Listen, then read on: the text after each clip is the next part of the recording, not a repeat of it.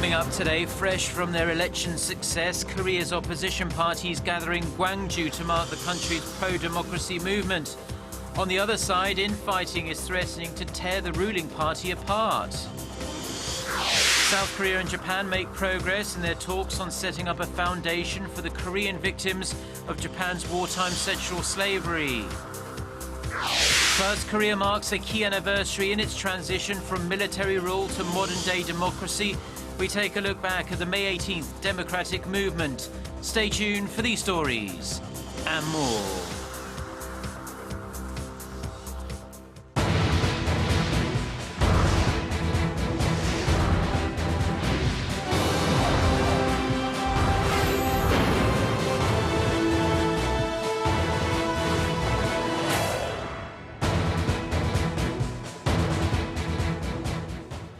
Hello to our viewers around the world. It's 6 a.m. on Wednesday, May 18th here in Seoul. Thank you for joining us. I'm Mark Broom. We are going to start on the domestic political front, and the factional strife within Korea's ruling Saenuri Party is deepening following the party's poor showing in last month's general election.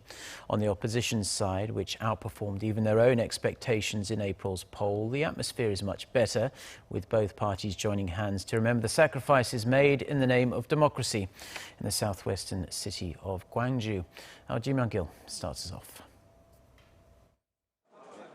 The ruling Saenuri Party is in turmoil after loyalists to President Park Geun-hye refused to participate in a crucial meeting to establish an emergency panel on Tuesday. The meeting consisting of senior members was not held due to low attendance. This is the first such case in Korea's constitutional history.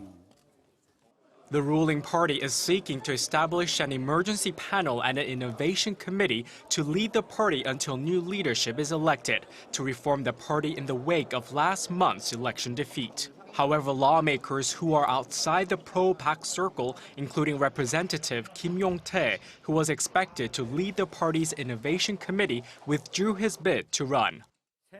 Democracy is dead in the Saenuri Party. It has lost its last chance to ask for the people's apology. I will not succumb to lawmakers who are loyal to President Park. Kim's resignation has put the brakes on the ruling party's efforts to reform and make revisions to party rules. Meanwhile, Korea's opposition parties were in the nation's southwestern city of Gwangju on the eve of the 36th anniversary of the May 18th democratic movement. They will take part in an official ceremony on Wednesday to mark the historic event. Ji Myung-gil, Arirang News. Now, staying with domestic politics, in the final plenary session of the 19th National Assembly's Legislation and Judiciary Committee continued late into the night yesterday. And while many undisputed bills were passed, key controversial ones were left unresolved. Lawmakers passed 109 out of the 126 bills referred for approval. 17 bills were sent back to the minor committee, which means they were essentially scrapped and tossed to the incoming 20th National Assembly. Of the 17, one was the hotly contested bill on whether to retain the state-administered judiciary exam.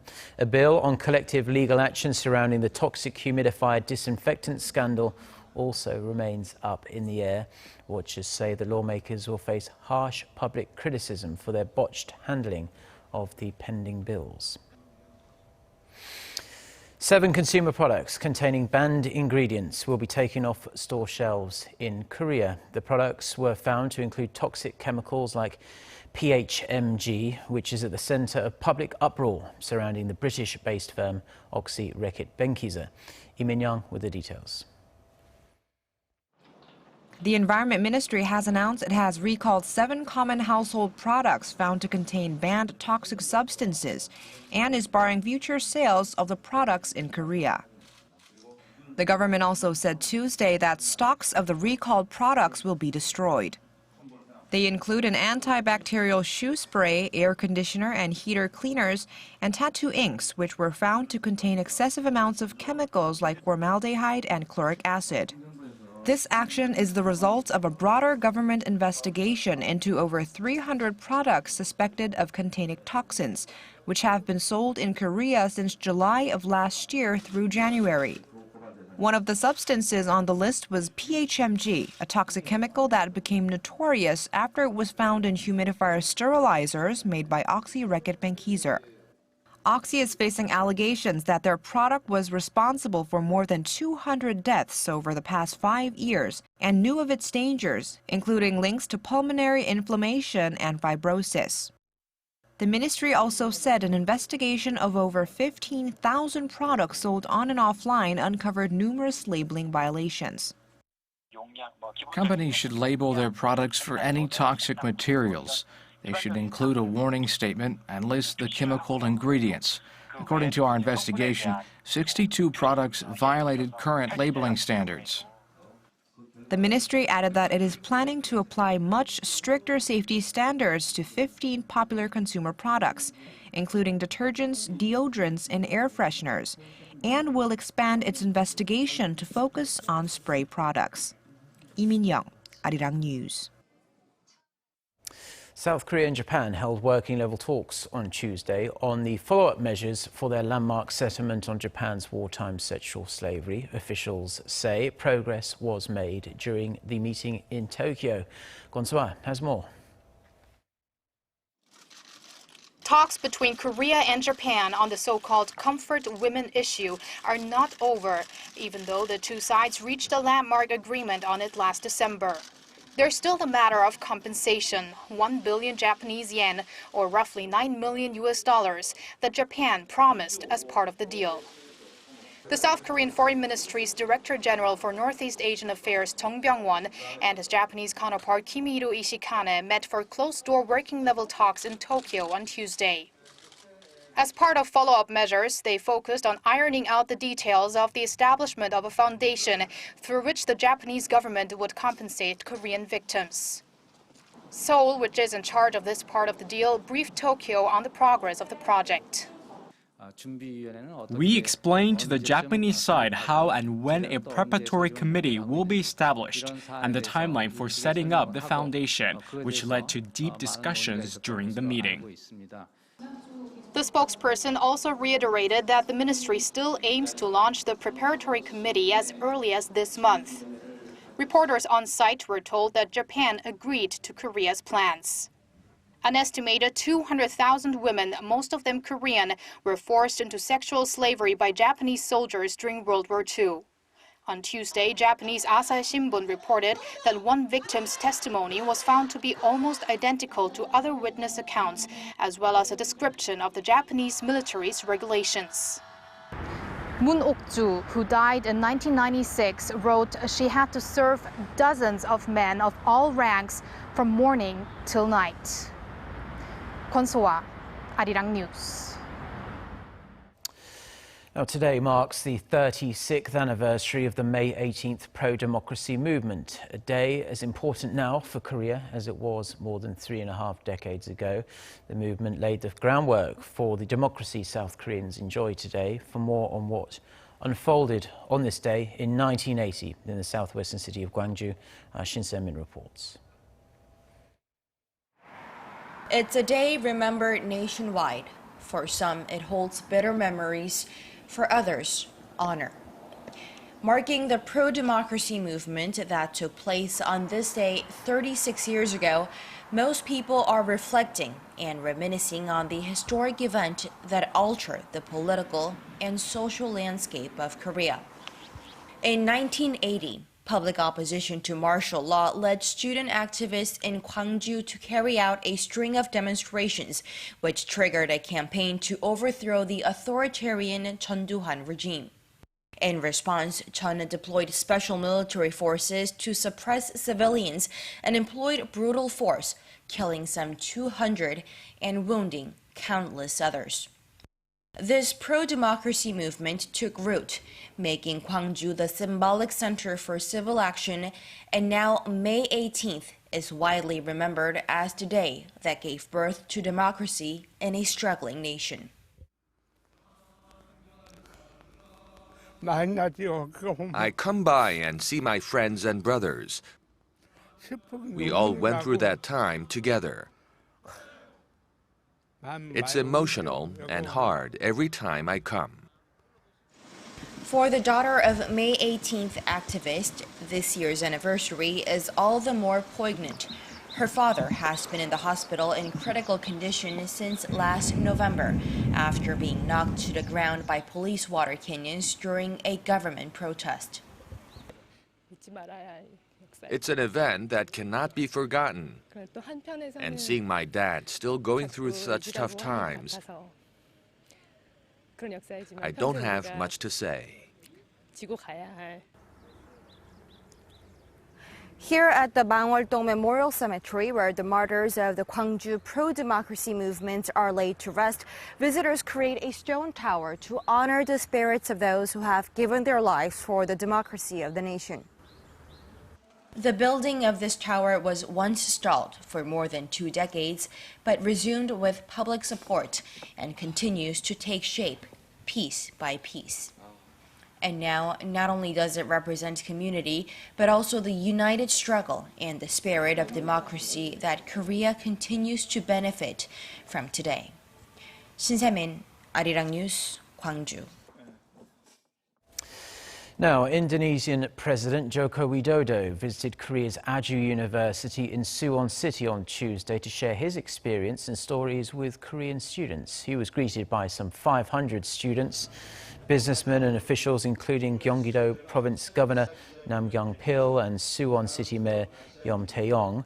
Speaking to the students, Mr. Widodo emphasized the importance of cooperation between Asian countries for economic growth and the well-being of citizens. He also encouraged the young audience to be more adventurous and open to new experiences. Earlier, President Widodo was given an award by the Asian Journalists Association for his efforts in eradicating corruption. Sorokdo is an island of stunning natural beauty located in the southwest of Korea. However, the island is better known in Korea for its agonizing past as a leper colony. In the first of a 2-part special, Moon Gun-young went to the island to see it for herself. Let's take a look. A 6-hour drive from Seoul off the southwestern coast of the Korean peninsula is an island. At first glance, the island is deceptively beautiful. It looks like a wonderful vacation getaway. Deceptive, as this is Sorokdo Island, home to one of the largest leper colonies in the world. Sorokdo National Hospital is a national research institute that specializes in Hansen's disease. There are currently about 540 former leprosy patients here, some bedridden at the main hospital, others living in one of 7 small villages. Today, the island is one of a few places in Korea where former lepers receive free housing and medical services. But its history stained with blood and tears. The island's association with leprosy dates back to the Japanese occupation of the Korean peninsula when the authorities set up a leprosarium on Sorokdo in 1916. Standing proofs of the era are the remains of detention rooms and operating theaters where vasectomies and experimental autopsies took place. But even after the end of Japanese colonial rule, the segregation policy remained in place under Korean authorities. Up until the 1960s, a wired fence stood here dividing the island into 2 parts, lodging for hospital staff and leprosy patients. This is also where the families could come visit once a month to visit the lepers just through the wired fence. They could not touch each other and had to remain at a distance. Hence the name of this site, Sutanjang, or Place of Sadness. Woo Jong-san was forcefully taken from his hometown and brought to Sorokdo when he was in his 30s. I was shipped to the island in 1969. A year later, I lost my eyesight. I was so young and I had suddenly turned blind. I didn't want to live anymore. I tried to jump off a cliff and kill myself a couple of times. Back then, life on Sorokdo was very difficult for us inmates. There were horrendous regulations and we did not have freedom. Human rights abuses continued after the segregation policy was abolished in 1963, and even after that, a social stigma ran deep in and outside of the island. With the establishment of a bridge in 2009, the once most isolated island in the nation is now just a few minutes' drive from mainland. It's a proof in concrete steel of fading but not completely faded ancient prejudices. 문건영, Arirang News, Sorokdo. Now shifting gears, international crude oil prices are continuing their upward swing.